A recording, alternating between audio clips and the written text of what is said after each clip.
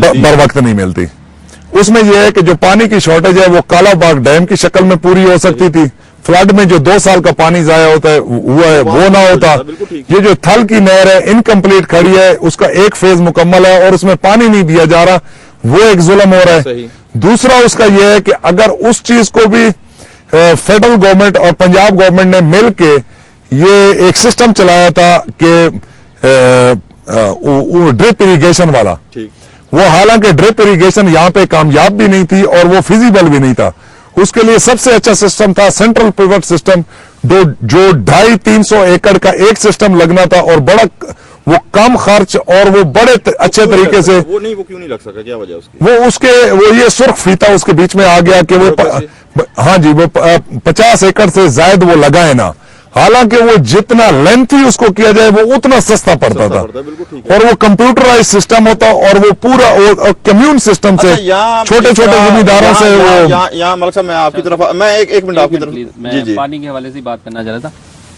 मैं थोड़ा सा टेक्निकली गंदम की फसल के हवाले से बताता हूँ कि गंदम की फसल को के 3 पानी जो है ना बहुत अहम होते हैं और अगर ये हमारे किसान भाई सुन ले, ये बड़ी अहम बात बताने जा रहे हैं। 3 पानी हम टाइम पे लगा लें तो बे टाइम में 5 से 6 पानी और वो टाइम पे लगाए हुए 3 पानी, उससे आप बेहतरीन पैदावार ले सकते हैं। वो पहला ये है कि जब आपकी गंदम बिजाई के 20 दिन के बाद का जो पानी है वो इंतहाई अहम पानी और उस वक्त हमें पानी लगाना चाहिए कि 20 से 60 दिन में जो टिलरिंग होती है उस वक्त पानी की पौधे को जरूरत होती है और वहाँ पे टिलरिंग अच्छी होती है।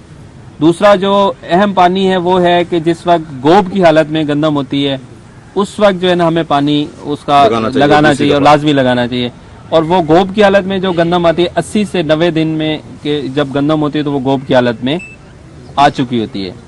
और तीसरा जो कि बहुत अहम पानी है कि वो है कि जब दाना जो दूधिया हालत में दाना होता है गंदम का दाना, तो वो होती है 120 से 130 दिन की जब हमारी गंदम होती है तो वो दूधिया हालत में उस वक्त दाना उसका होता है।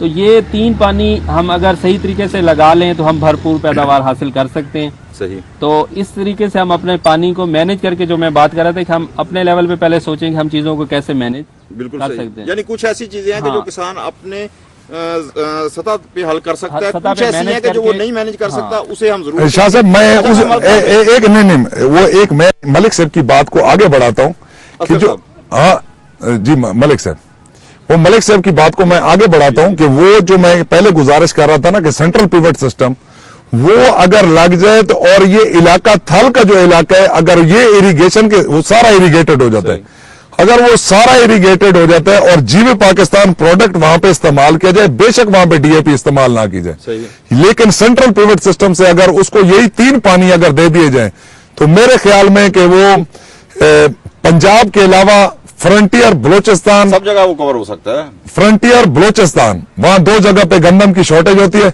उन दोनों की जो गंदम है वो इलाका थल, सिर्फ अकेला थल इसी वजह से प्रोड्यूस कर सकता है बगैर डीएपी और यूरिया के इस्तेमाल से। बिल्कुल सही। मलिक साहब मैं आपकी तरफ आता हूं कि यहाँ एक बड़ा मेजर सवाल उठा है कि किसान के पास वसाइल नहीं है, वसाइल पैसे से आते हैं बहुत सारे, ठीक है। तो हुकूमत ने जो 1 विंडो एक ऑपरेशन किया हुआ है कि किसान को लोन देती है, तो अगर वो लोन जिस वक्त देती है उसका वक्त थोड़ा पहले कर लिया जाए तो क्या उससे कुछ प्रॉब्लम्स कम हो सकती हैं? बिल्कुल, उससे प्रॉब्लम काफी हद तक हल हो सकती हैं। उसके अलावा खान साहब ने भी पानी की बात कर दी, मलिक साहब ने भी पानी की, लेकिन जो बीज हर फसल की अहम चीज है मैं उसकी तरफ से थोड़े से आपकी तवज्जो दिलाना चाहूंगा कि गवर्नमेंट ऑफ पंजाब का एक इदारा है पंजाब सीड कॉर्पोरेशन जो जिम्मेदारों को बहुत अच्छे बीज फराम करता है। उसका ये है कि वो करोड़ों रुपए हर साल प्रॉफिट कमा रहा है, लेकिन वो अपना प्रॉफिट जो है ना वो आम किसान को पास ऑन नहीं हो रहा।